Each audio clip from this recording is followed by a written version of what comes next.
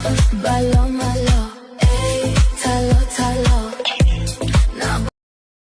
دوستان، ما داشتیم میگفتیم که عشق و حال کلا هزینه داره. حالا این هزینه رو شما کجا میخوای انجام بدی؟ چجور میخوای انجام بدی؟ با خودت. ما یه بحثی داریم سر تولید.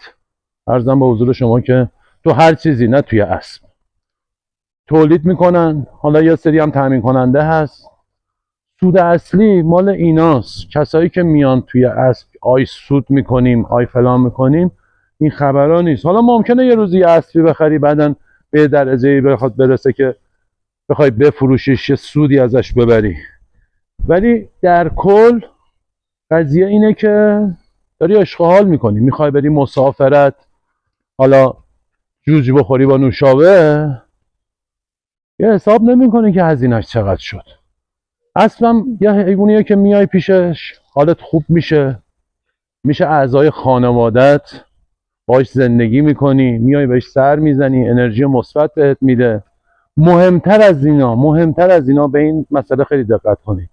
اگه خانواده شما با اسب عیاق بشن، خیلی بهتر از جای دیگه است. حالا اسم نمیبرم، ولی اگه بیاد، شما حساب کن پسرت، دخترت هر روز بیاد با اسب کلنجار بره، حداقل میدونی توی یه محیط سالمه، با یه حیوان خوب داره سر کله میزنه و اینم هزینه داره. اگه میتونید توی این قسمت این هزینه رو انجام بدید، حداقل نه به خاطر خودتون، به خاطر خانواده‌تون این کارو بکنید. یه محیط ورزشیه، اسب گیرایی داره، فقط کافیه با اسب اخت بشه، دیگه هیچ موقع ولش نمیکنه.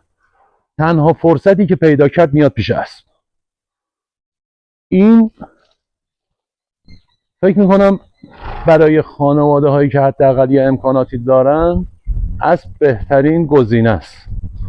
حالا یکی میاد میگه نه اسب میخری فردا میشه سیلمی، آی فردا میشه فلان و اینا. نه، به خاطر سود نیا تو اسب. بیا که بخوای باهاش عشق و حال کنی، حالتو خوب بکنه. این چیزاست که اسبو یه لول از بقیه چیزا میبره بالا. شما میری شمال، میری مسافرت، این برنامه هزینه میکنی. اون هزینه رو میتونی اصلا کلاس اسکی میری، نمیدونم شنا میری، اینا همه هزینه داره. اسب هم همینه. طرف میاد اسبو بخره که سود بکنه.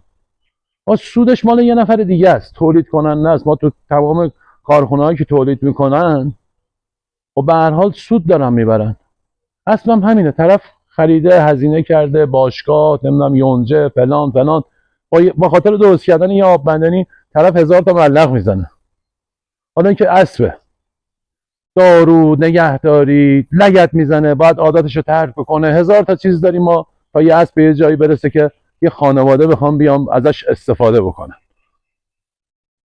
وقتی که به این نتیجه میرسه، دیگه شما دنبال سود نباش. و داری میای حالت خوب میکنه، حالتو خوب میکنه، حال خانواده‌تو خوب میکنه. اصلا کلمه ای که بگی من اسب دارم، خودش بار هزینه است. درسته؟ پس به نظر من دنبال این نباشید که حالا ما سود بکنیم، نمیدونم اسب رو بخریم این قیمت بفروشیم. آقا مثلا آقا شما پت داری، دنبال اینی که پتت جمع شده اعضای خانواده، اصلا یکی بهت بگه چند ناراحت میشی. اسبم همینه، میشه اعضای خانواده‌ات، میشه یکی از اعضای خانواده، میایم بهش سر میزنین، باش حالتون خوبه. حالا مادیون باشه کره بهتون میده، نریون باشه 1000 تا چیز دیگه. ولی تمام اینا رو عرضمو در نظر بگیرید، برای سودش نیایید، برای حال خوبتون بیایید. متشکرم.